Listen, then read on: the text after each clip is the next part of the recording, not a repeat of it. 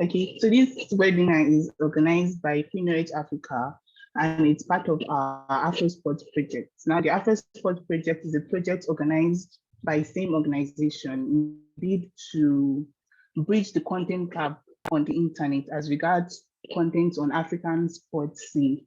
Now, the African sports sector is underutilized, is huge, and is rapidly growing, but it hasn't quite gotten the representation it deserves online. Like, you can go online now and you can find very few outlets where you can get credible and accurate representation or information about African sports. So Phemmy Africa, we saw this content gap, and in a bid to bridge it, we are organizing an Afrosports writing contest that will take place on Wikipedia to create articles on African sports, African athletes, African footballers, and everything related to the African sports scene. Now, this webinar, we've invited two African sports persons. Okay, before I go, let me introduce the Phemmy Africa team.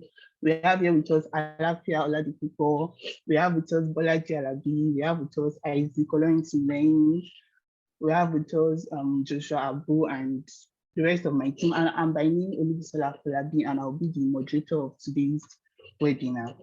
So before we start, I would like to introduce our speakers today. So first of all, we have Mr. Phemmy Adetula. Hi, Mr. Adetula. Please, can you just give like a brief introduction?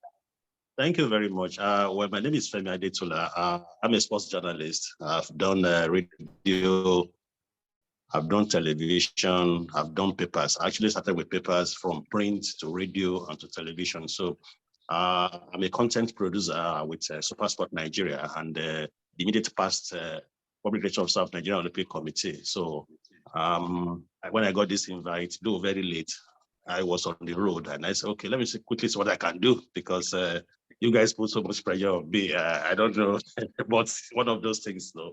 It's my pleasure to be here. Okay, thanks for honoring our invitation, even though it's few minutes. We are very grateful. Our second speaker is Mr. Andrew Olsson. Please, can you give a brief introduction of yourself? Yeah. Hello, my name is Andrew Olsson. I'm the founder of a website dedicated to covering African football called Pan Africa Football. And we just cover football from all throughout the continent and, promote the good stories that are developing in African football. I am based in the United States in the Boston area. And yeah, it's a pleasure to be here. Thank you very much for having me today. Thanks for honoring our invitation also. It's nice to see even non-Africans being concerned about African sports, and those are the type of things we are looking for. So not to waste much time, we are going into the topic of today, and this webinar is themed the role of open source platforms, and we're using Wikipedia here as it relates to the promotion of sports in the African sector. Now, as Wikipedians, we all know that to create articles, we need credible references, we need reliable sources to cite, so as to give the information we are creating, to give it this accuracy and reliability. Now, but it's sad that there are not a lot of accurate representation of African sports online. So as Wikipedians, we sometimes find it hard to get credible sources online to cite when creating articles, and this limits us in creating articles about African sports. So I want to start with Mr. Adetula. As a Nigerian, as an African, and I believe you are based in Nigeria, and you know the state of affairs of our country and Africa in general. So what can you say about the role of, how do you think open sources in general can improve the representation of African sports online? Over to you, Mr. Adetula. Yes, let me quickly read through, because I put some things together on my phone, because all I'm doing is on my phone. My laptop is not with me, so please just permit me to quickly look at this so that we can discuss. I said before I look at the topic, I Googled and I got this definition for open source software, OSS. Open source software is a computer software that is released under a license in which the copyright holder grants users the rights to use, study, change, and distribute the software and its source code to anyone and for any purpose. Open source software may be developed. Are you with me? Yes, I'm with you. Oh, okay. May be developed into a collaborative public manner. Open source software is a prominent example of open collaboration, meaning any capable user is able to participate online in development, making the number of possible contributors indefinite. The ability to examine the software facilitates public trust in the software. Now to the topic, to the matter of the day. Open source software platform, Wikipedia, is a platform for storing history and profiling people's history. Its role will be to help document more African sports stars and events. It's open source because almost anyone certified can contribute to it, then to allow more African access to share and then tell the story of African sports stars. The African sports sector is huge and rapidly growing in leaps and bounds, though underutilized and hasn't gotten quite the coverage that it deserves. Additionally, some of these available contents are not an accurate representation of the true state of affairs because we don't have the necessary database and the condiments to make a complete story, article, or documentary. What I'm trying to say there is that if you look at us in Africa, we are simply bereft of information, not that we are bereft of ideas. Because for a story or a document or a presentation to be complete, one must have the correct facts, which we don't always have about the topics or the agenda. But here in Africa, on most occasions, we either embellish or cook the story undone. And this leaves us in the middle of the Red Sea. That's how I put it. How many of our sports gladiators can genuinely post of their date of birth? This is a problem, a major problem in Africa, because we don't always want to give our date of birth. When you say you are 15, you need to actually know, are you actually 15? Because if you don't know your age, it will be difficult for anybody to write about you. You understand? Also, poverty is a thing of worry in Africa. This endemic disease has almost destroyed the fabrics of our soul. God bless Africa. What I'm trying to say there is we're talking about facts here, because when you look at our athletes, sportsmen, sportswomen, there are one or two things that we don't actually know. Our root is always a problem here in Africa, because there are one or two things we want to hide from people. And when you don't have the fact, then we don't have database. If you don't have a database, there is no how you can get the fact about what you want to write or what you want to document or about an article you are trying to write, because it's very important to get the facts. And if you don't have the fact, you can't do anything.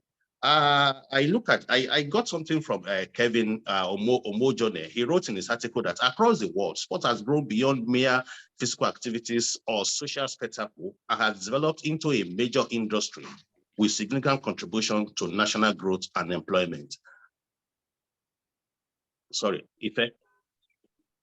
The sports industry is said to be growing faster than the national economy in China, and the rate of sport employment has been growing at a faster pace than total employment in European Africa. In Africa, however, despite sport being a proven force which provides employment opportunity for economic development or individuals and a nation at large, the role of sports in economic development is yet to be fully realized. Homogeneous stated that the gains of sports in Africa have largely been limited to social cultural spectacle and its unifying and happiness factors. Even the occasional hosting of international competition has not been met with the needed commercialization of the standard infrastructures, leaving underutilized sports infrastructures from Abuja to Cape Town to Dar es Salaam to Casablanca to everywhere in Africa. So his article examined the low level of commercialization of sports in Africa with some comparison to European America. It also highlights how African government can use law and policy to boost the commercialization of sports and thus draw from the attendance social economic benefits. Like I said, because since we don't have the facts, we don't have the database, it's very difficult for us, to explore. You understand? So in Africa, until we say, okay, from this house to the next house to that house, each parent say, okay, my son is 10, my daughter is 11.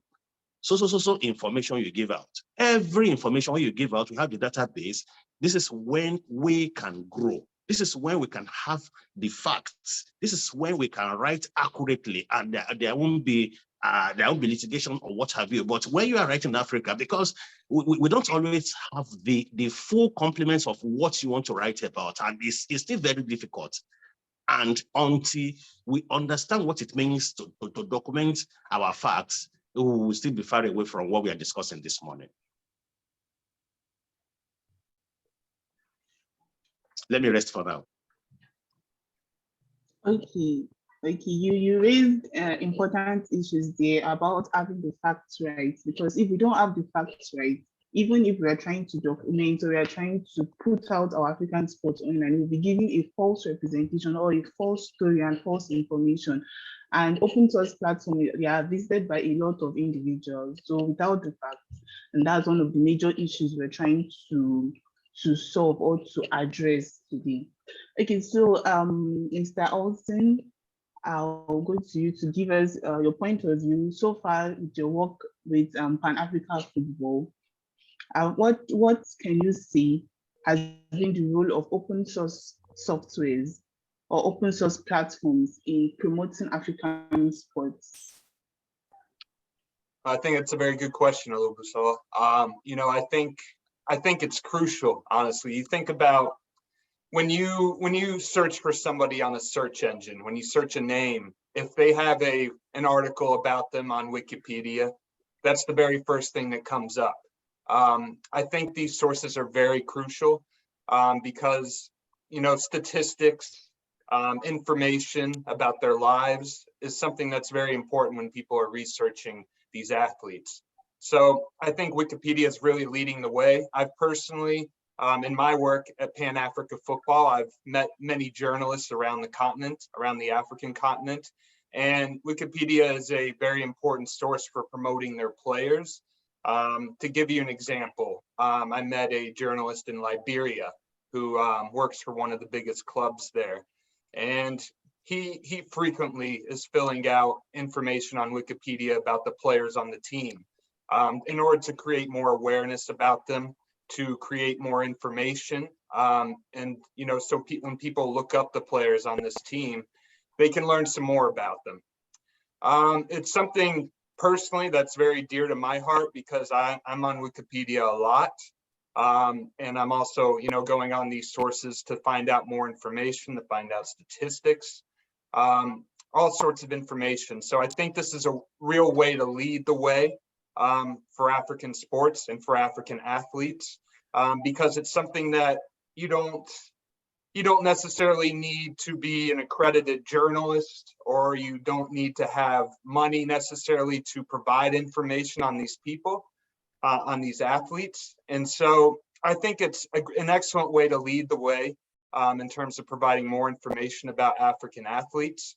And I think it's something that, as long as, of course, we need the information to be neutral. That's one of the good things about Wikipedia is there's people who can edit this information. There's discussion boards where people can discuss the relevant information and whether it is credible. And I think that's really something important to focus on, is just this online community that can provide accurate information on African athletes, so that when people who, whether they work at clubs in Europe, in my case with football, or whether they are influential worldwide and want to discover more information, having a neutral, unbiased, and credible source like Wikipedia has the potential to be in all cases. I think this is really something that can help promote African athletes, African sports. And I think it's something that's very dear to my heart because I use it a lot. I'm always looking for information on African footballers. And I've noticed over the years that the information is growing on outlets like Wikipedia. But at the same time, there's a long way to go. But clearly the potential is great. Thank you, Andrew. Like we've said the basics about Wikipedia and how it's a very important to access by a lot of people. And just like Mr. Olsson has said, it's like the first information that pops up on search engines when you look for a certain player or a certain club or a certain athlete and so on. So before I call on one of my team member who is a very experienced Wikipedian, I would like to ask Mr. Adetula, because I found out from your biography that you've been a board member in a lot of sports committees. So can you give us like a percentage of those events, like sporting events that have been covered by journalists and has actually been published online? Like can we have like a statistics or just like a breakdown of how many of these events are actually covered and posted online? Oh, well, there are several events that have been covered and posted online. Things don't work the way we think here. I'm guilty of what I'm trying to say now because I was in NOC for 4 years, Nigerian Olympic Committee, and we struggle to do things in the Nigerian Olympic Committee because you can't, it's not easy to bring in innovation. 4 years, have an office. NOC didn't have a camera, either still or video. NOC doesn't know what they call edit suit. NOC doesn't have a library. All this I presented to them, but they look at me and said, what is they talking about? I was voted out of office. Because it's just for them to say, okay, it's every 4 years we're going to African Games, it's every 4 years we're going to Olympics, it's every 4 years we're going to the Commonwealth Games. Why is that? It's beyond that. Because the last Olympics in Korea, Japan, in Japan, what I did was the little information I had, I push it out there. How do I do it? I will call you to say, see, this is what I read about you. Is it true? If you say yes, okay, I'm going to push it out. And I say yes, okay, you now push it out. You understand? Because you need to confirm from the athletes, because in Nigeria, especially in Nigeria, I'm not trying to castigate anybody, but in Nigeria, you have to confirm, because there are times there are some information to give out, and they will tell you that no, I'm not the one, I didn't say it. You understand? But until you look for the recording of that before you can. So talking about the data and what have you, or events we have covered, and let me share an experience with you. There was a lady that went to the Olympics. First time at the Olympics, I don't want to mention her sport. Everybody were excited that she went to the Olympics. We want to know her. Unfortunately, she's from my state, from Ondo State. We lived on the same floor for 3 weeks. I only saw her once. I told the coach from my state that I want to talk to this girl, because she has come to the Olympics to do a sport that nobody has qualified for in Nigeria before.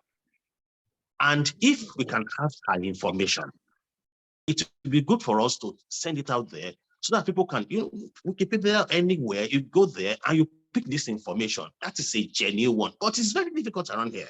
So talking about data, my sister, it will take a very long way, because we have to, go back to the background, to the grassroots, and start collating all these facts. I have to give it to some of these boys, Shino Keleji and the rest of them, that they are trying to send it to everybody. They are trying to see what they can do, to get these facts. Even with the facts, you have to very sure of what we are writing, because somebody will tell you tomorrow, no, she's not 14, she's 15, she's 20.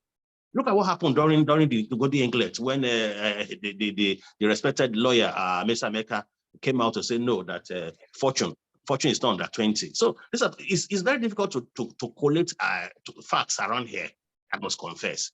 But what we can do is to sensitize people to say, okay, now that we want to build a database of our athletes. And with that, we can say, okay, this, and this are what we need. Even when you say these are what you need, let me share an experience with you. The athletes are going to the Olympics. We are asking for their whereabouts. What do they call whereabouts? It's not like you now, Usola, I don't know where you are, but you are coming from abroad to Nigeria. There's supposed to be a ship on your phone that monitors your movement because you are an athlete. That is what they call whereabouts. So where you go to from a place to the other is whereabouts. But this athlete came to Nigeria after their event, they ran away. Some of them have their phone. But we saw what happened at the Olympics. I was there. We saw it. It was a disgrace to Nigeria. But people want to blame because even the coaches and the administrators are part of the problem. So we have to talk to our people to really understand, because I'm using Nigeria as a case study now. And I'm sure what these are happening in other African countries. We need education. We need a lot of information. We need a lot of orientation so that we can have, I don't know, because like I told you now, if you go to NOC today, I don't know how many of these facts we have there. They will tell you they have it, but I don't know how many we have there because I was there for 4 years. No library, no nothing. So how do we document? Maybe the ministry, but the ministry will tell you it's NOC. NOC will tell you it's the ministry. So ball passing. You understand? So the facts are not there, the data are not there, except you want to start tomorrow morning. These are serious issues that are being raised here. And before I call on my colleague Alafia, I would like to ask Mr. Andrew, you are based in the United States, and I want to believe things are done differently there. And since you have interest in African football, can you give like a comparison of the coverage of African sports with that of sports carried out in the United States? Like the way information are being put out there and what you are seeing with the work you're doing in Africa. Can you give us like a comparison? Let's know where and how we are lacking behind. And okay, we'll talk about the improvement later, but just to create this sensitization on what it is that we are not doing right. Well, to answer your question about the comparison between how it is in the United States over here and in Africa, I would say that athletes and sports are covered to the minutest detail over here. If you're a talented athlete, your story is being told, before you're 10 years old, when you're in your childhood and you're making a name for yourself in youth sports. There's so many outlets over here that are dedicated to sports that are all competing with each other, and they want to provide the most information possible. So, there's hardly any athlete really that slips under the radar, so to say, that kind of emerges out of nowhere. And just every sport really is analyzed to the most minute detail, whether it's statistics, whether it's the person's personal story, their background. And yeah, I think compared with African sports, there's certainly plenty of sports outlets in Africa that are dedicated to covering players that try to provide information on rising talents as they're developing. But at the same time, there aren't as many statistics, there aren't as many personal details that are analyzed and that are provided. So, I think, in African sports, we see a lot of people kind of emerge, out of nowhere, sort of, not necessarily out of nowhere, but we don't know much about these people. We don't know much about their personal story until somebody goes and conducts a detailed interview with them where they can provide the details themselves usually. So I would say that everything is just really covered to the most minute detail over here in American sports and American sports media. And I think, more and more outlets in Africa are providing more and more stories and more information about these athletes. But, to go on Phemmy's point, I would say that when it comes to facts about athletes and sports in Africa, please correct me if I'm wrong, but I find that there's an extra threshold that Africa has to cross, an extra threshold of credibility, so to say. Phemmy mentioned the ages. There's a lot of, in African football, there's been a large history of age cheating and things like that. Footballers claiming that they were younger than they really are. And, due to some past incidents like that, I would say that Africa in the world at large, in the eyes of the world at large, has kind of an extra threshold of credibility to cross when it comes to discussing athletes, that I think is getting better. I think there's more and more information coming out of African sports media that can help overcome this sort of threshold of credibility. But I think that's definitely the case as compared to American sports, where star athletes are known from a very young age. They're followed, and I think it's unfortunate that that's the case. But at the same time, I think it's getting better. Particularly with regards to issues like the age of athletes and things like that. We have technology that's being used at football tournaments, youth football tournaments in Africa, that can expose when somebody is cheating with their age, and issues like that. So I think there's definitely strides being made, but I think due to the past, there's definitely sort of an extra threshold that when it comes to information in African sports that it has to cross in order to gain further credibility. And that's something that I experience a lot talking with people in the football industry. And thank you very much, Andrew. I mean, we can see the gap there, like judging from what you said, even from the age of 10, some athletes are already discovered and they're already groomed, and then everybody gets to know about them. But yeah, you tend to see some athletes that you just find out that so this person is actually an athlete, or you just see them in one competition or at one event, and you wonder, where is this person coming from? We don't know this person. So okay, before we go into possible solutions, because that's why we're here, to try and figure out solutions, how Africa can meet up to other nations, European and American nations, how Africa can meet up. I would like to ask one of my colleagues, Alafia, as a Wikipedian, as someone who is conversant to the open source software, what can you say about these issues that have been thrown out? Yeah, good morning, everyone. Good morning from Nigeria.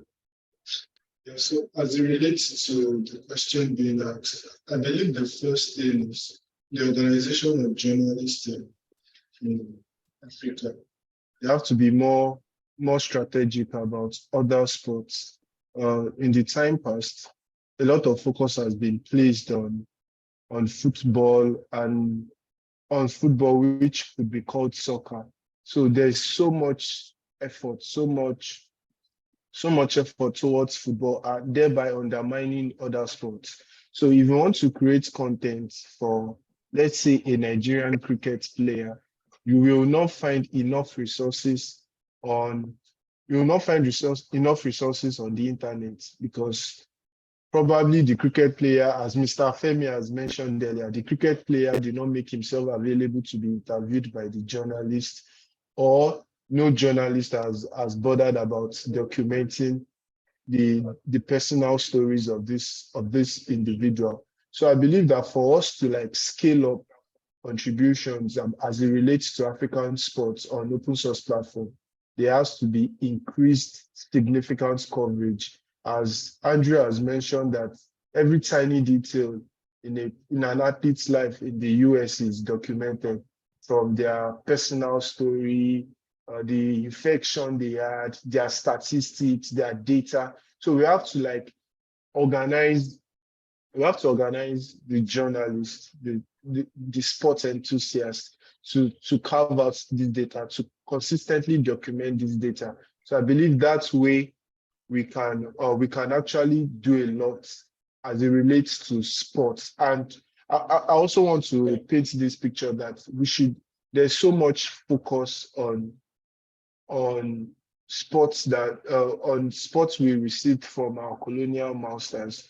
There are also indigenous African sports that need enough significant media coverage. For instance, there are some sports that are particular to a region in the world, like the Winter Olympics. So it is high time African sports enthusiasts, African sports personnel, what's the word? take the sports that are peculiar to this region of the world and put it on the world map. Like, if I don't know if you are very, very conversant with hockey, or the Canadian hockey team, the Russian hockey team. That is the sport that is particular to their region, to their part of the world, and they do very, very good at it. So it is time for we Africans also to build up our own sports, to take responsibility for it. If you pay attention to the Asians as well, there's taekwondo, there's table tennis, ping pong, and they've taken it very, very serious. It is particular to that part of the world, and there's significant media coverage as it relates to it. So I think that's one of those things African sports sport enthusiasts can build on. So I'll just stop at that, then let another person, another member of the audience, share his own thoughts, questions. Thank you. Okay, thank you very much, Alafia. I mean, you opened another line of conversation about African sports, because there are a lot of adopted sports that we are taking or participating in here, but then our own indigenous sports that are peculiar to we as Africans are actually not even in the conversation at all.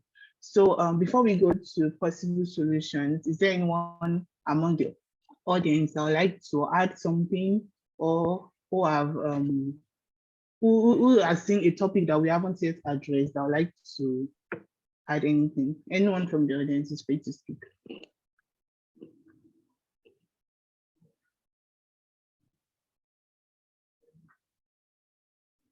Okay, I don't think anyone is coming. If you have questions, there'll be time for questions, or you can drop them in the chat.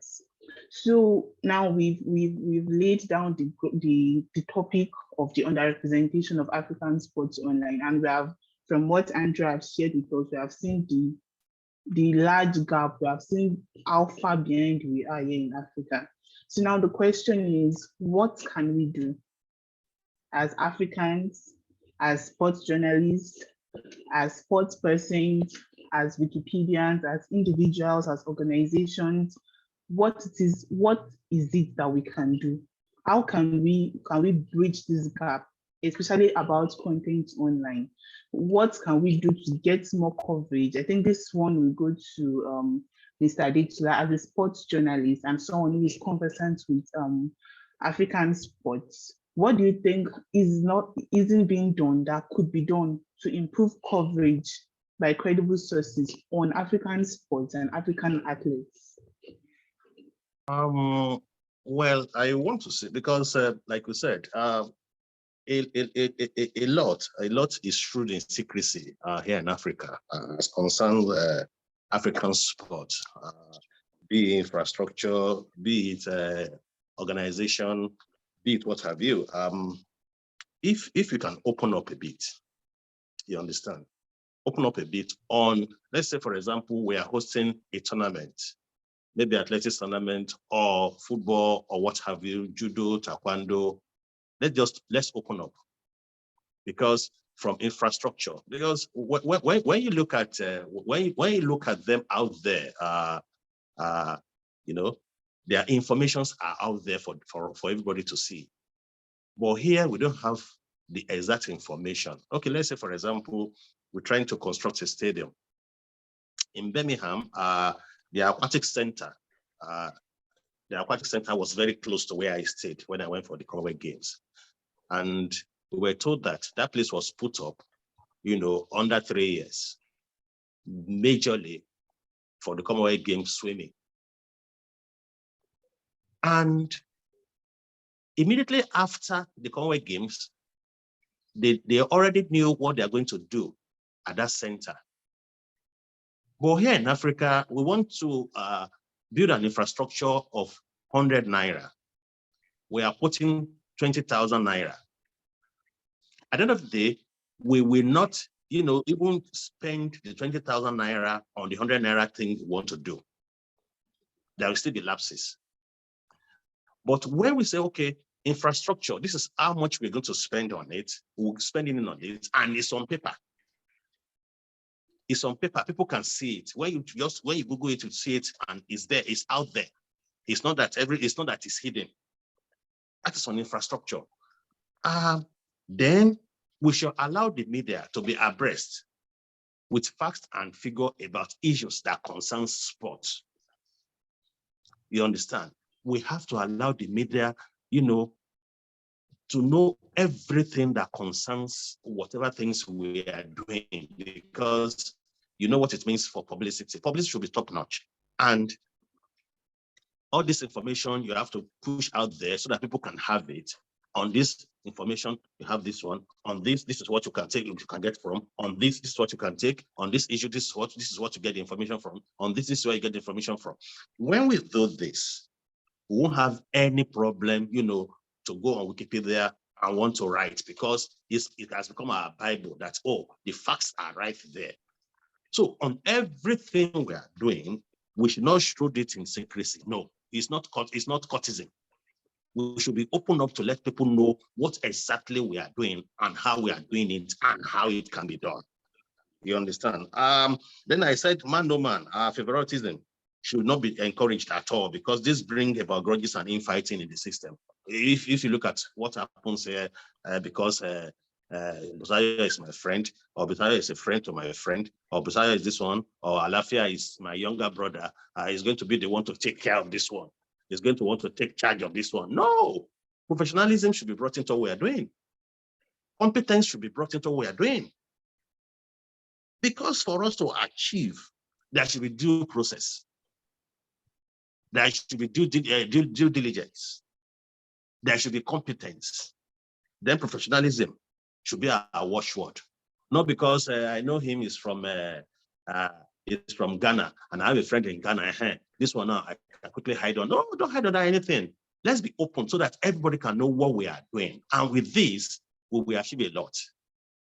We will achieve a lot, and we'll try and see how we can do it to measure up with the Western world. I know Andrew will be laughing there that look at this man.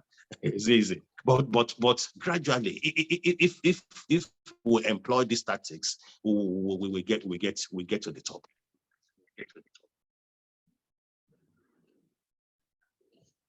Okay, thank you, Mr. Phemmy.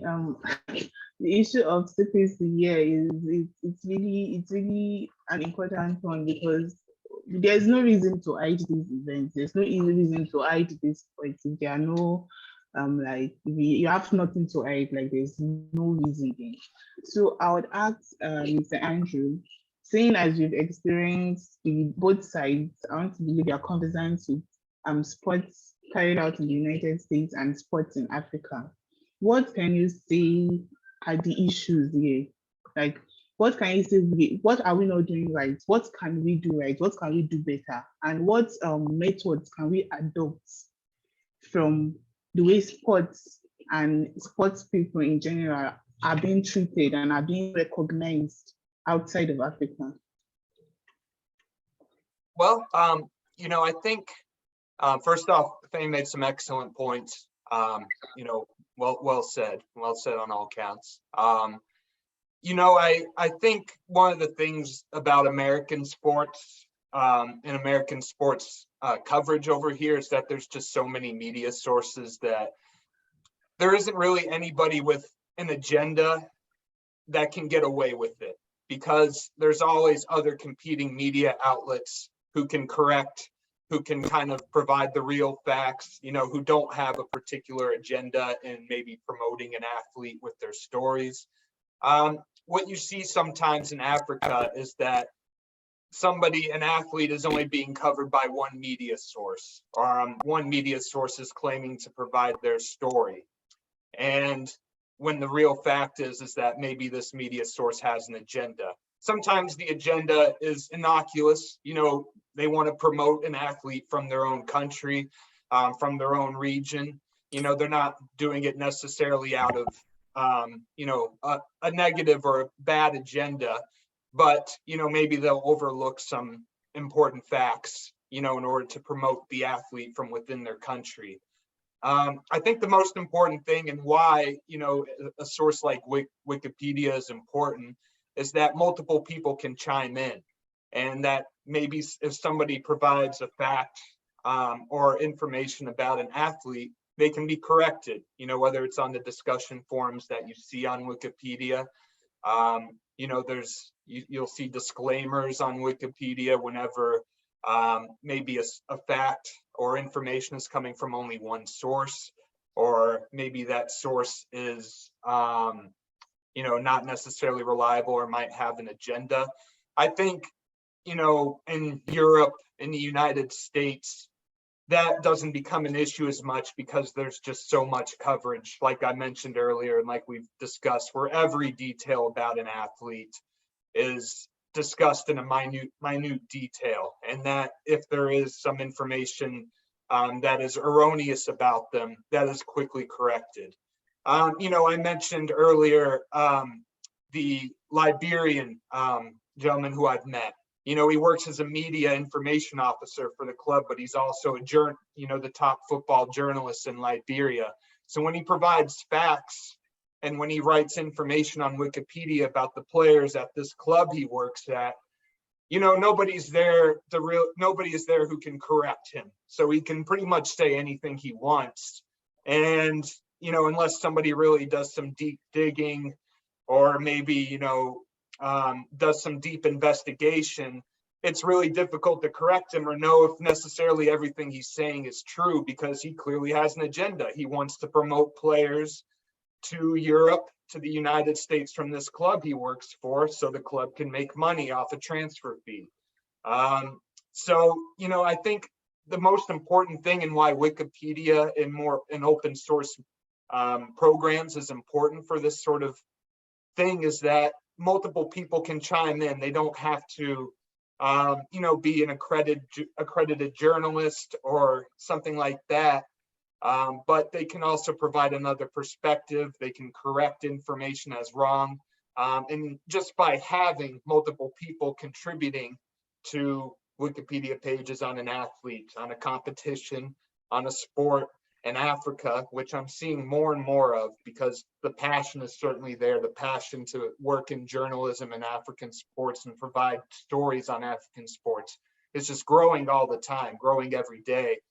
Having more sources and an accessible medium, which is, you know, Wikipedia, I think by itself improves the credibility of information about African sports.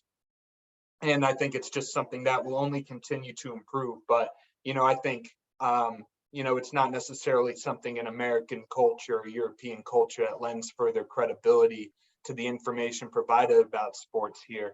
I think it's just the fact that there's just so many sources and so many people who are providing stories and information that, you know, any erroneous details get corrected pretty quickly. Thank you very much, Mr. Andrew. Before I go on, I think you are more conversant with football. I think that's where your line is. But can you share with us how we can actually document other African sports? You know, sports that are peculiar to Africa. You know, there are some sports like boxing, stick fighting, and all these. So with the experience you have in football, are there ways where we can actually put out these peculiar sports? These sports that are peculiar to Africa, are there ways we can put them out there?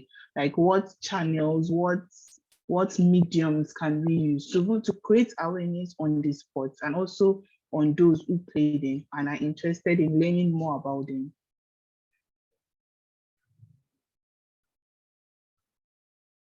I'm sorry, Busel, could you repeat the question real quick? Okay, I was talking about African sports that are peculiar to Africans, and I've gone to your website and I see that you are most particular about football. So I'm saying, with your experience with African footballs, what mediums or channels or ways do you think we can actually put out African sports, that's those games, because sometimes they are considered as games that are peculiar to Africa, that are not really played in European and American nations, but are peculiar to we Africans? What ways, using the experience you have on African football? Do you think we can put those games out there for people to know about those games? Because a lot of people don't know about these games, and also to know about those who participate or are interested in learning about these games. Thank you for repeating the question. My apologies. You know, I think my experience with African football is it's of course, you know, the sport that Africans in general are most passionate about. So it's going to kind of lead the way in sort of providing information. You know, I think what I see more and more from African football that can be passed on into you know, African sports that are more specific to the continent is you see content on YouTube. You know, you see YouTube channels coming up where clubs can promote themselves. They can provide highlight packages of their matches. They can do interviews with their players.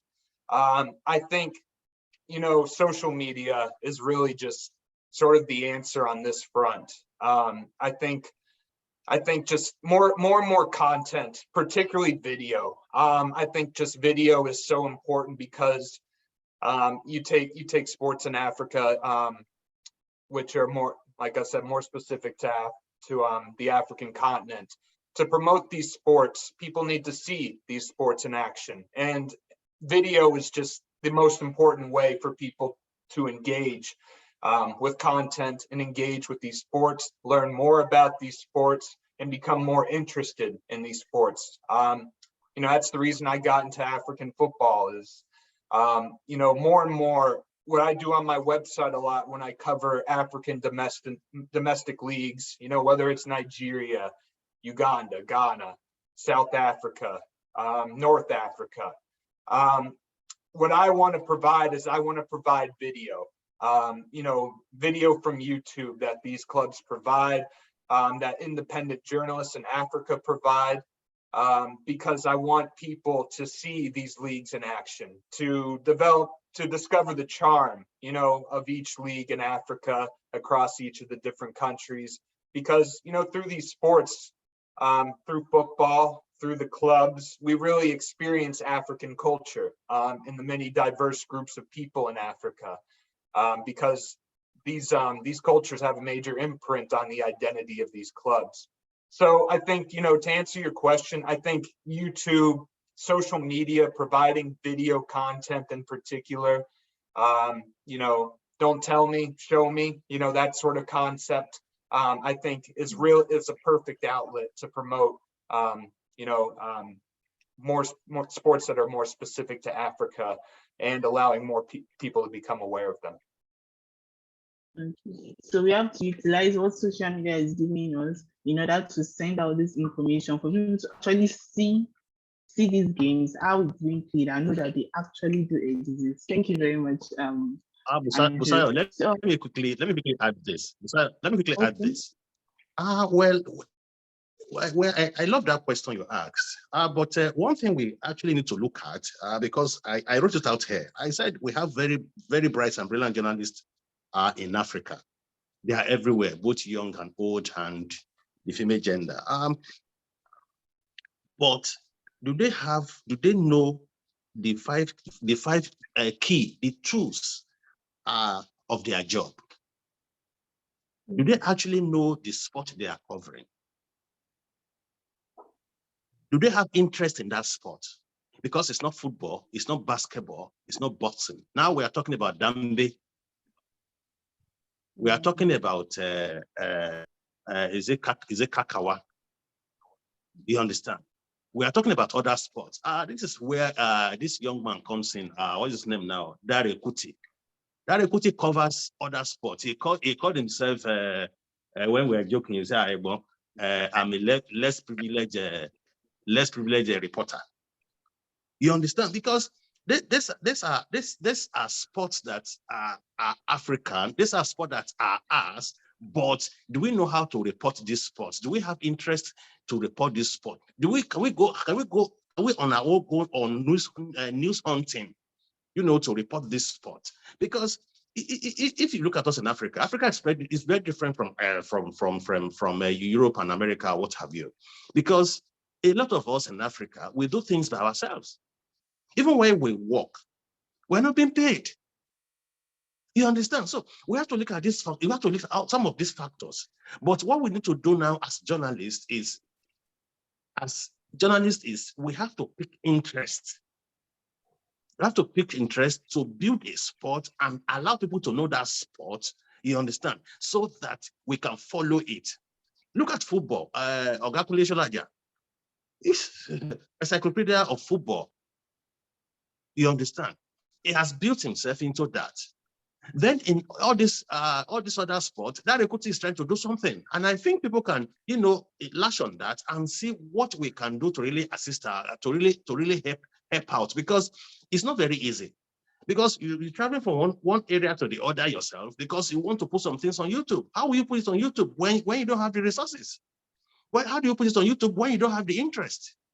How do you put it on YouTube when you don't even know the sport you are covering? You don't know the terminologies. You don't even know the 5 keywords of journalism. So a lot needs to be done, because I told someone some times ago that, see, we have to go back to our roots. We are talking to ourselves as Nigeria now, because a lot of things are missing from the word journalism in Nigeria. Everybody can jump on the Twitter, jump on television, jump on radio, jump on internet to say, oh, I want to report. But what you are reporting, are you really giving out the information? Are you dishing out the information? Because this is very important. We have to teach ourselves to let us know that we have the interest of what we are doing before we can say, okay, we want to build the sport. Because we don't have the interest, if you don't have the interest, or if you don't have the way about it, that's not how we can do it. So let me quickly add to what Andrew said, so we can continue. Yeah, this is also going to be in line with the question I wanted to ask. But before I go there, you were talking about 5 keywords of journalism. Can you give it to us, so that just for us to be aware and more informed? Come again? You were speaking about 5 keywords of journalism. Yes, it's the 5 W's of journalism. You should know it. The who, the what, the where, the when, and the why. You should know it. You understand? This is where you put together to write your stories. As a reporter, you have to know the 5 W's of journalism, because it's very important. You understand? If you don't know the 5 W's of journalism, there's no how you can report. If you don't know the who, if you don't know the why, if you don't know the what, if you don't know the when, if you don't know the where, there's no how you can report, because it is history. And when it's history, because we are writing to educate people. And when you're writing to educate people, all these contents must come into what you are doing. So we have to know all these things. You understand? Because when you look around now, that is why we have misinformations everywhere. Because this one we just want to write because it has access to data. It has turned itself to a journalist. No. We have to know the rudiments of what we are doing. We have to have the interest of what we are doing, and from that we forge ahead. So very simple, Busola. Okay, thank you very much. I'm still in line with this.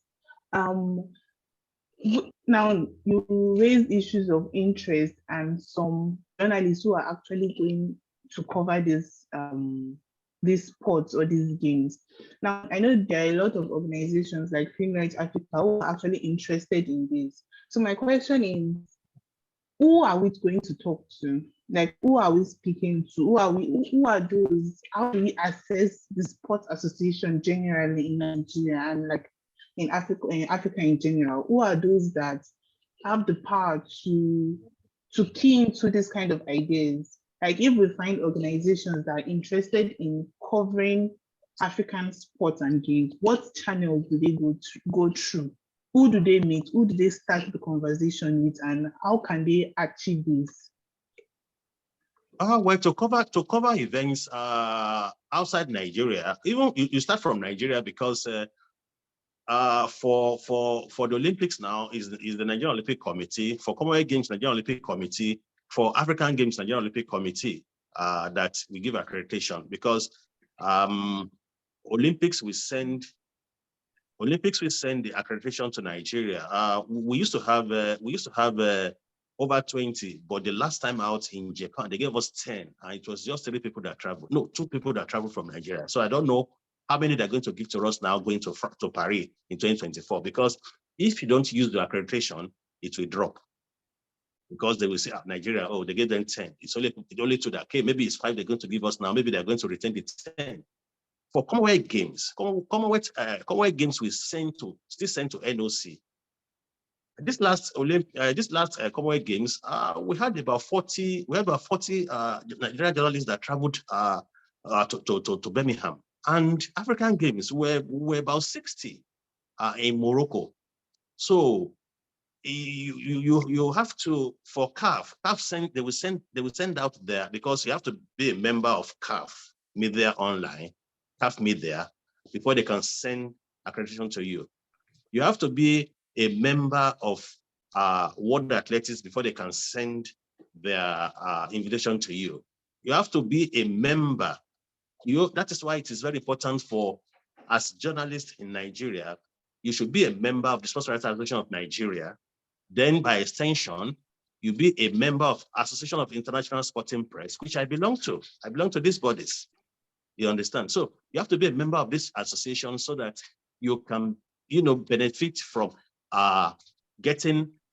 being accredited for events. Going forward, like you want to cover, let's say, for example, table tennis. We have the Table Tennis Federation in Nigeria, and they have their program of events. Olsson is the man in charge of their media. You can liaise with them, because all this information they send out. That's why it's very important for us, to attach ourselves to an association or the Sports Writers Association, so that when there are events, we can know about it, so that we can cover. You understand? There are times you can sponsor yourself for this meet, because I've traveled once or twice, 3 times on my own. I was not sponsored. You understand? So if you really want to build yourself, you can travel by your own and sponsor yourself. But you must be a member. Of the sports writing family, either in your country and abroad, so that you have the opportunity of, being part of whatever things they are doing. Okay, thank you very much. So it seems like all these sports have like organizations and committees where we have to follow through the proper channel if you're interested in knowing more or seeing how we can help as individuals and as organizations. Okay, so lastly, I would like to ask Mr. Andrew, do you see a possibility of having an African sports library and museum, like with what you know about African sports? Because I think that's another great channel of putting out information there. A digital library, a digital museum, could even be physical. Do you see the possibility of having that in Africa? And if yes, what are the roles individuals will take? What are the roles government bodies will take? What are the roles organizations will take? And what are the roles the sports bodies themselves will also take to see this vision to become like a reality? Well, I think Phemmy made some excellent points about organizations getting accreditation, some things like that can really add to the credibility of journalism in Africa. Because as we see too often these days, it's really the first person who reports it. The first person who goes on Twitter and posts a video or something like that, and everybody, quickly jumps to conclusions. That's the reality of this social media age. But I think in terms of providing archive, I think it's something that's definitely a possibility. Just with the information, the information we have with the cloud, cloud services, things like that, which and I think also the fact that a lot of African journalism comes from websites that are based in Europe, sometimes based in the United States, based worldwide. I think that just kind of opens up all sorts of possibilities, really. I think you know, that's one of the goals that I wish to do with my website is, you know, I want all the articles I write to stick around, to be on the internet really as an archive. That's something that shows up on search engines, that is cited when it's on Wikipedia, that cited on Wikipedia on athlete pages and things of that nature. So I think, you know, just everything that we create really is providing an archive that's providing reference points. And I think, you know, the most important thing is that for African media outlets, and I think something that should be a priority, is finding a way to archive all of the articles, because we see too many websites that spring up that provide excellent information, but you know, the cost of maintaining website hosting, things of that nature, these websites can die very quickly, and all the information, all the hard work that's been put on these websites can be erased along with them.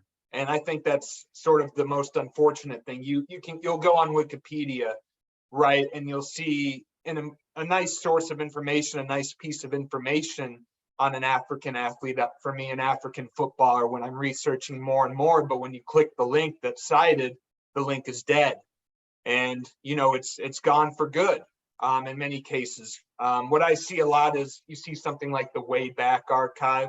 There's a lot of websites and web pages from, you know, 10 years ago, even as far as 15 years ago, that are being archived on these archives, so that they're still there when you click on them, even if the website perhaps still not exists, or, you know, is still not running anymore. Their articles and their information are still available. I hope that answered your question, Busilla. But yeah, that's what I'd have to generally say on that. Okay, yes, it does. Thank you very much. But I'll also be throwing the same question to Mr. Adetula, and being as someone that has actually been in the sports body in Nigeria, someone that's actually conversant with how Africa, our traditions and our limitations. Do you see this as a possibility, having an African sports library and museum? Yes, it's possible. It's very possible, because it's just for us to come together as one. What we can do is we have as we have the Sports Rights Association in Nigeria. We have ASJU, which is an African body. Then we have the AFS Africa.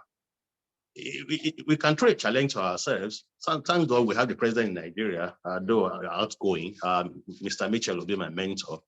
It's for us to come together to say, oh, okay, this is what we want to do. Because it's just for us to document, to tell our stories and document it.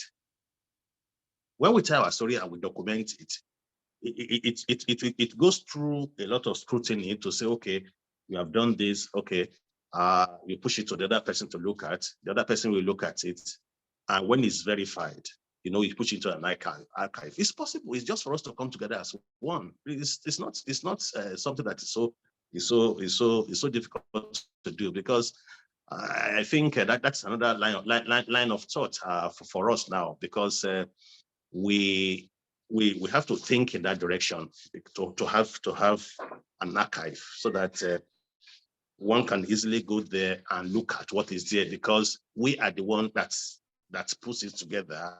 And since we have source for the news and the facts are there, the facts are correct, you know, and they are accurate. Why not? We can do it, and I think we have to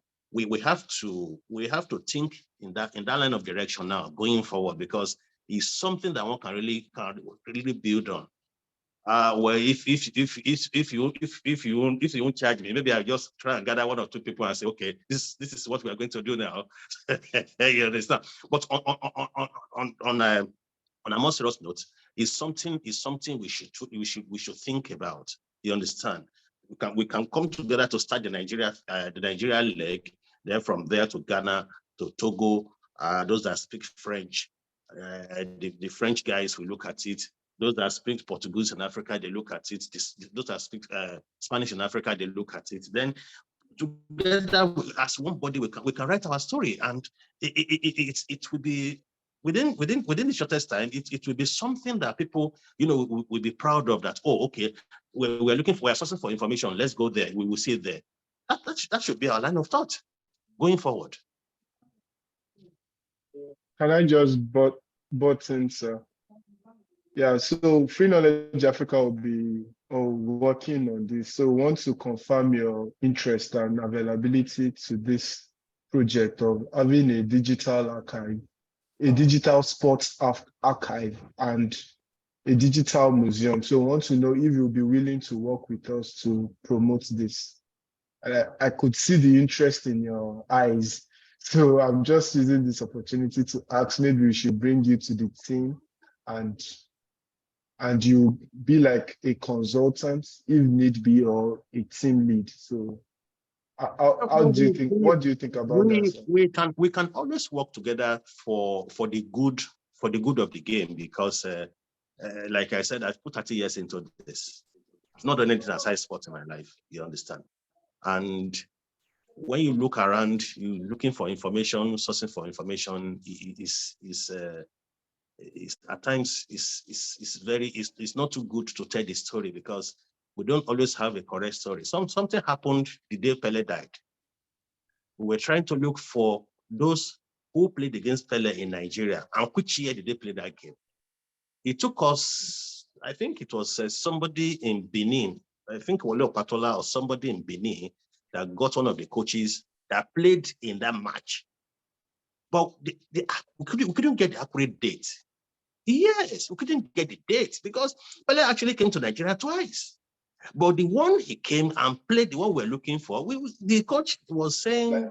Like the team roster is missing. There's no proper documentation. That's the thing. There should be proper documentation, you understand? Because, like, when you have it on the internet now, it's there. Yes. One can easily go back there and pick it.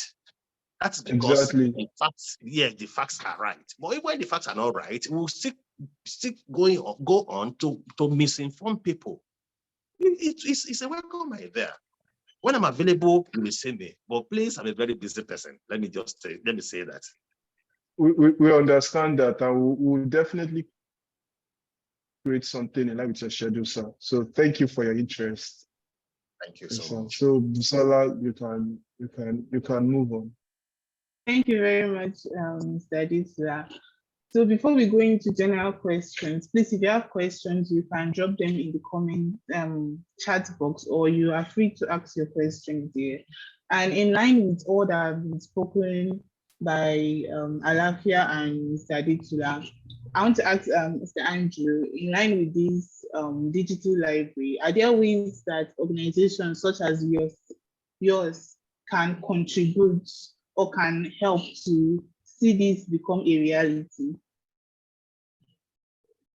Well, that's certainly something I'd be interested in. You know, like I mentioned, you know, my number one thing I want is not for my website to go up and then, you know, a few years later, you know, go offline and have everything erased. So, you know, I'm willing to contribute in any way I can. I certainly don't have the expertise necessarily. I'm a bit of a novice when it comes to, you know, website building and these sorts of issues, but, you know, I'm willing to contribute in any way I can, because it's something I'm very passionate about.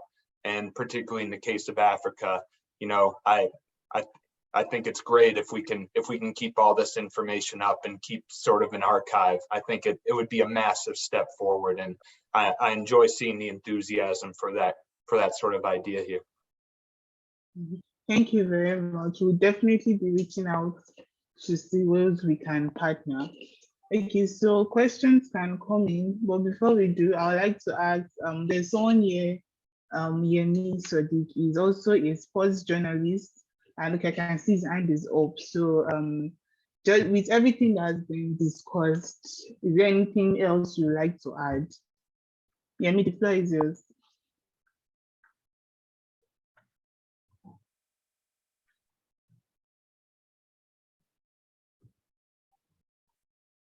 Yemi, the floor is yours.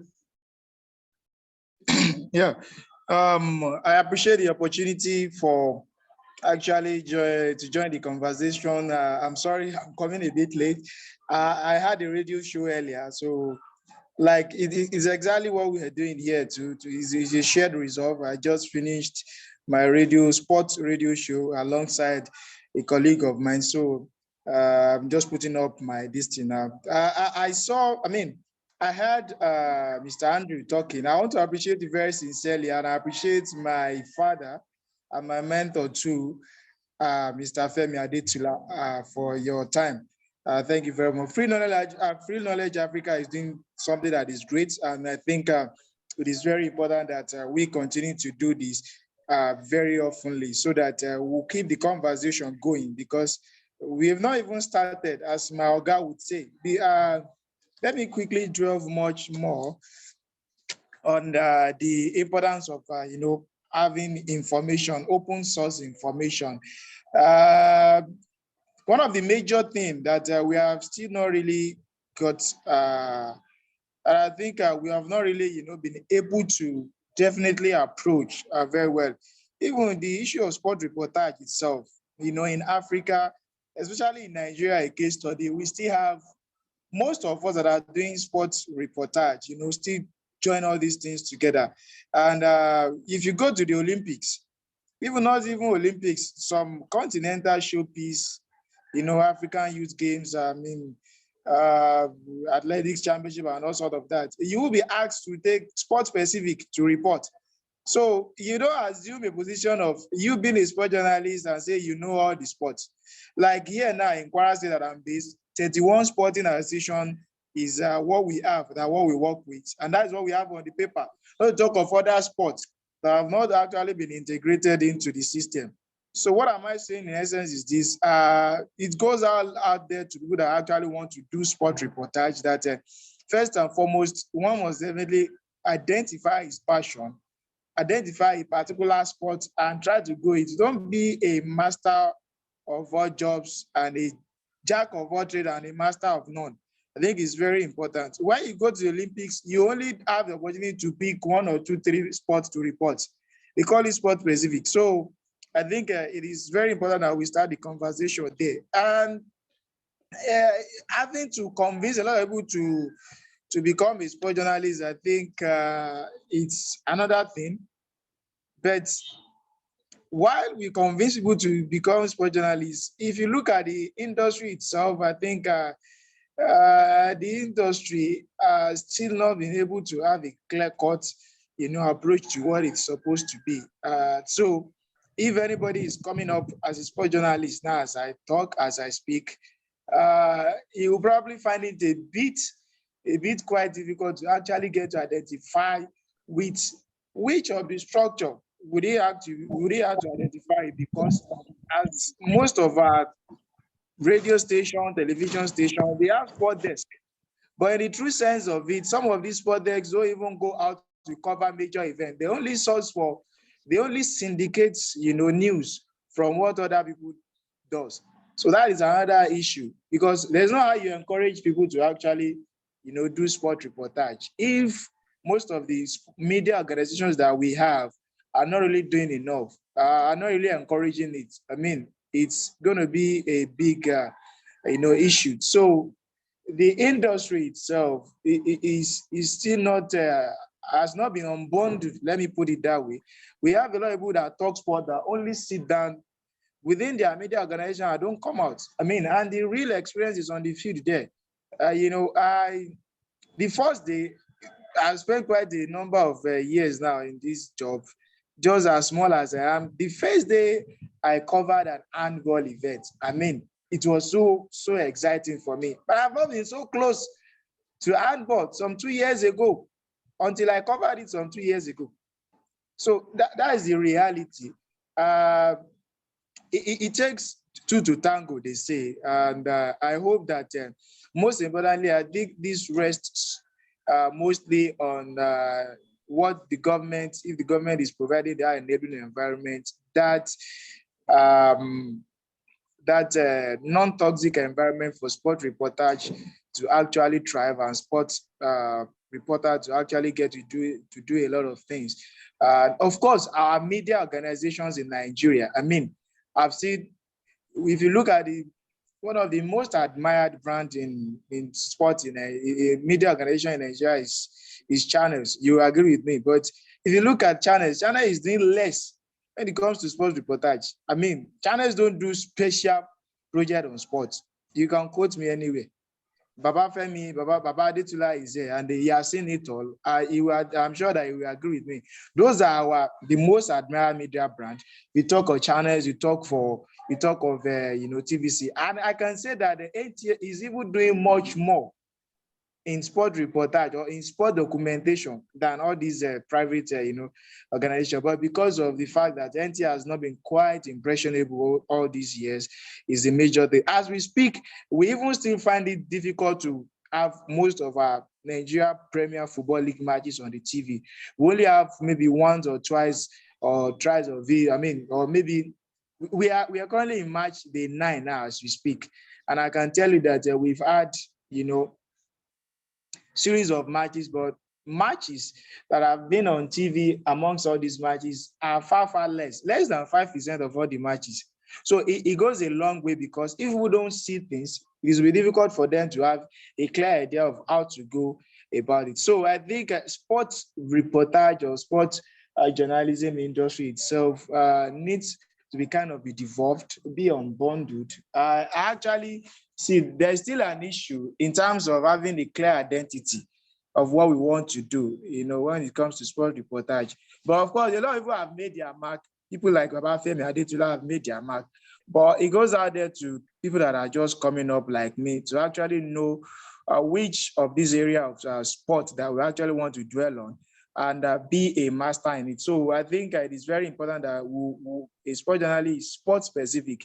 You don't just go out there and say you're a sport journalist and they ask you about swimming as a sport, you don't know about it. You ask you about taekwondo as a sport, you don't know about it. They ask you about, a host of other sports like that, so you don't know about it. And another thing that Mr. Andrew mentioned that I want to say, yes, there are a lot of websites that are springing up, doing quite a number of good jobs, but the amount of having to paying for host domain is another issue. So we may likely see some of these websites going off, because you can see now, some of you, if you want to pay for website now, you pay most especially you pay in dollars if you want to maintain your account. So the dollar is getting increased every day. Are we going to be seeing a lot of people, even though we say everything has been digitalized, there's still a ability that some of the information that we've kept out there in this website can be lost, because if the website eventually gets blocked, and or perhaps the owner is unable to actually maintain it again. So that is another education that we need to understand, that of course, yes, things have been digitalized, but things that are digitalized can also be lost. They can erode us if we don't take proper care of them. So it is good. I heard about it, the Digital Sports Museum and Digital Sport Archive.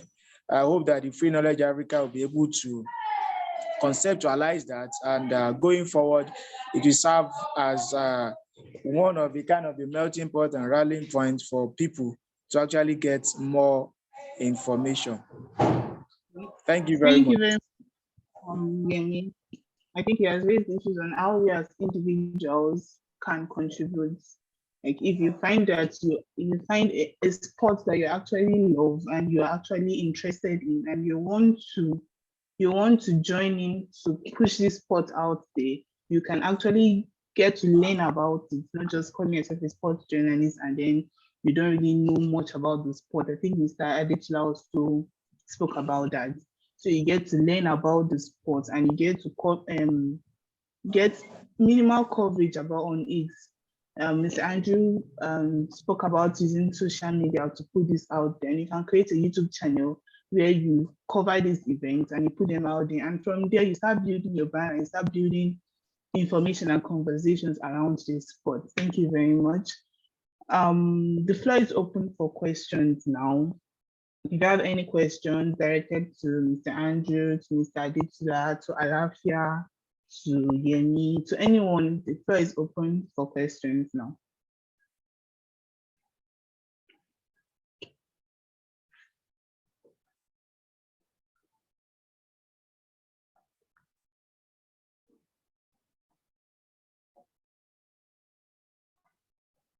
Okay, I don't think any question is coming in. So before we round up, I don't know if Alafia has anything to add to all that have been said here today. And I believe we've gained a lot of knowledge. Like I myself, I personally, I have learned a lot of things, and I'm seeing a way forward. Like from the discussion here, I'm seeing a way forward. So I don't know if Alafia has anything to add to all that has been said today. Yeah, what I would like to improve on is just what I've mentioned previously, that we Africans, we have to be intentional about things that pertains to us. We should not allow Westernization rob us of our heritage. We have a lot of heritage. You have a lot of things that are particular to us that we have to nurture. We have to transfer to our coming generation. I believe for young people here, for individuals like me, we should pay attention to things that are particular and are peculiar to Africa, and create a room or create an avenue at which you can transfer either knowledge, either skill, either a lifestyle to the generation coming after us. So thank you. Okay, thank you, Sorry, Alafia. one other thing. I also say it is important we contribute to open source platforms such as Wikipedia. In the coming months, Free Knowledge Africa is organizing a writing contest on Wikipedia, which is called the Afrosports contest. So we are giving room to create sports-related contests in some indigenous African languages, which is the Yoruba Wikipedia, the Hausa, the Igbo Wikipedia, the Swahili, the Kinyarwanda, and the Dagbani, which is like a language peculiar to Ghana. So I want individuals here who speak local Nigerian dialects and who can write in it to see this as a means of improving African sports and contributing to African sports. Thank you. Thank you very much. Hi, just okay, a quick question. Yes, I wanted to know if there is a platform catering for the needs of grassroots football in Nigeria or Africa as a whole, because this is my, interest as a budding football blog owner. So I would like to cover this niche. Okay. I think that question will be directed to Mr. Adetula. Did you get the question? I can come again. Okay, please come again. Okay, I would like to know if there's a platform or a body, so to speak, catering for the need of grassroots football in Africa, the young under 18, under 15 that are not signed to professional clubs. Is there like a platform that is provided to promote them? No platform for now, because what we have around Africa, let me say around Nigeria, which I know very well, is NFF. They have their under 13, under 15, under 17, and the under 15 for a very long time now. I don't know what they are doing. So then the states, some of the states like Lagos State, they used to have under 12, under 11, under 12, under 13 before now. And age and what they call them, the agents, what they call these agents now, the football agents, the scouts, yes. I know that the scouts, some of them are agents that they have on that 13. There is no any platform that really, have something like that. It's just the NFF that says they have under 15, under 17, but under 15 for a while now, nothing has happened. So that is why I said there are a lot of things we can do together in Africa, especially in Nigeria, to see, because we have to put all this platform on ground, so that I know people will want to join, but let's just see what we can do so that exactly. Yes. Thank you very much. Busola, I want to mention something. You can go on, Judge. I think Andrew mentioned something about Pan-African Sports, his own platform that caters for African football, African sports, I mean. So I feel like, in a way, it's possible that some of what he does also, some of what his platform does also is catering for this grassroots sports and Yeah, yes. I was about to direct the question to him also. Yeah, Mr. Olsson, did you get the question asked about grassroots? You mean relating to the first question on Yes. a recent? Yeah, I know from talking with specifically some agents. There's so many agents all over the world who do want to know about under 17, under 18 talent that are creating apps and things of that nature where you can sort of upload videos. At this point, I would say it's kind of in its infancy. You know, I know of one agency in Israel in particular that's operating in Ghana where they started up an app.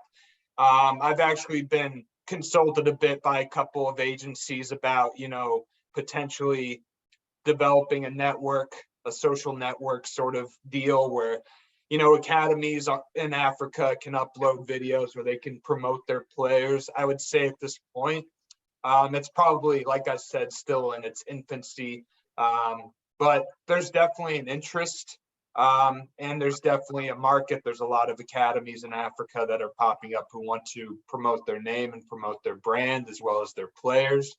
So it's certainly it's something that's in the works, and I think there's multiple organizations and especially agencies that are interested in developing applications and things of that nature where they can help people. You know, the question at this point is, you know, make sure that you're working with a reputable agency, that you're providing information to a reputable agency so that you can get the credit, you know, the compensation and the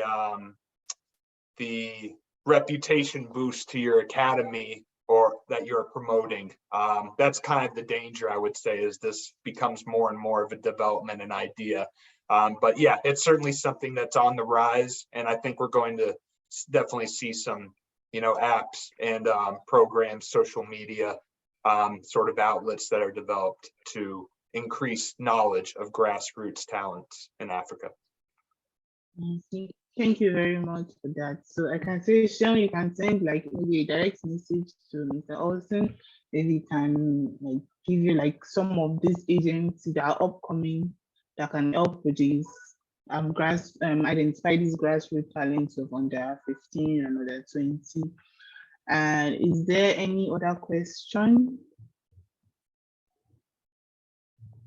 Okay, before we close, to add to what Alafia said earlier, please, Alafia, can you send the link to the Google Docs to the chat concerning the Afrosports writing contest? That's one of the ways we as individuals can contribute to this, to put message out there. So this it's a writing contest about African sports in general, and it's going to be on Wikipedia, an open source platform. And the good thing about Wikipedia is anyone can edit, anyone can write. So far you read with the guidelines, which are really strict. And if you're new to Wikipedia, there's no issue. There have been training sessions that have been going, on and will still go on till the start of the contest. The contest is scheduled to start on the 1st of March. So there are training sessions on how to write and edit on Wikipedia. And so if you are new to this, there's no issue. You are welcome to join. We are all learning together. And these contests are written in African languages. We are focusing on Yoruba Wikipedia, Igbo Wikipedia, Hausa Wikipedia, Kinyarwanda Wikipedia, Swahili Wikipedia, and there's one more language I'm missing it. So, okay, Shalom, thank you. She has sent the link to the chat so you can read more on it on our website. And if you're interested, you can fill in the Google form, you'll be added to the WhatsApp group, and information will be passed out. These are ways we as individuals, we as organizations can contribute to open source softwares, platforms, and here we're using Wikipedia to put out messages about African sports out there. So I'd like to say thank you to everybody who made it here today. Like, this has been a very educative, informative, and interactive section. And special thanks to our speakers, Mr. Adetula and Mr. Olsson. We're very grateful for honoring our invitation and sharing and impacting knowledge to us here. And I'm sure everybody are living with one or two things, one or two new knowledges we learned. And I'm sure this is something that would motivate us to do more concerning African sports, motivate us to seek more solutions and have more discussions and ideas of how we can improve African sports. So before we go, I don't know if Mr. Andrew or Mr. Adetula have anything to add, like a closing remark or just something to add to us.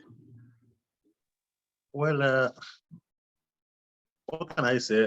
Just for me to say very big thank you for you guys, because you are bringing something new to the table. When we started, it was television, radio, and the print.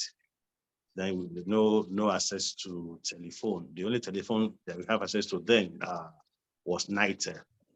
I said that you go to NITEL to send your story, or you are sending through radio in the office, or you are sending through telex.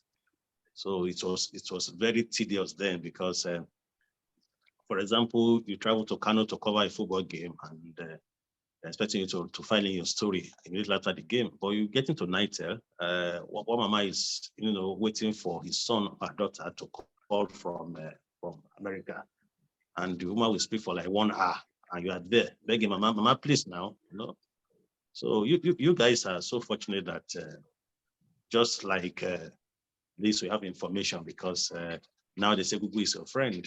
Those days, you have to go to the national stadium under the tree, to see who you can talk to. But now the informations are there, and I think what we should try and do is we should try as much as possible to look at how we can build on what we've started, because to get facts is something that is very critical. And when we have the facts, it makes things very easy for anybody, to gather information. And information dissemination is what we are doing, and we have to be factual. We don't have to be we don't have to to be negative about it, but we have to be positive and believe in what we are doing, because journalism is a big job. It's a big job, and I want to advise that you have a name to protect, because now you see there'll be a discussion around, and before you know it, somebody that you mentor begin to insult you, because he believes the administrator there is the one that is taking care of him. No, we are supposed to go out there and give out information, cogent information, not writing about an administrator or whatever. No, who is the administrator? When you want to report the gladiators, the players and the coaches, not the administrators. It's very important. Let us know these athletes. Let us know the coaches. Fine, one or two reference to the administrator, beautiful. But you are writing your story. Of administrator. Then the gladiators is just one sentence inside the story. No, that is very good. So please, I want to advise everybody, so that please, let's imbibe the culture of journalism, the real ethics of journalism. Please, I want to beg. It's very, very important. Let's imbibe the culture and the ethics of journalism. It's very important. So that's all I have to say. Thank you very much. God bless Nigeria. Thank you very much, Mr. Adetula. Is there anything else to add, Mr. Olsson? First off, thank you so much for having me. I enjoyed this discussion. The only thing I'd have to add is I don't think we're at the point now where we're going to have a shortage of information or reporting. It's just a matter of, holding the sources accountable and making sure that we can confirm that the information is true. Because there's going to be plenty of people saying and there's plenty of sources of information now, but the most important thing is making sure that we can verify that information, you know, touching upon what Phemmy said. But that's all I have to say. Thank you so much for having me. I hope I was coherent. It's very early here, so pardon me if I talked in circles at times. No, we heard it perfectly clear. Thank you very much. Thank you for honoring our invitation, and we'll definitely be reaching out concerning the digital library we discussed. And if you're here and you are interested in this and you want to key into this, you can reach out to us at freenknowledgeafrica.org. We are all here to see how we can partner together to promote Africa and our African sports and African games. Once again, thank you all for joining in. Thank you for making this webinar a success, and have a good day, y'all. Thank you. Bye.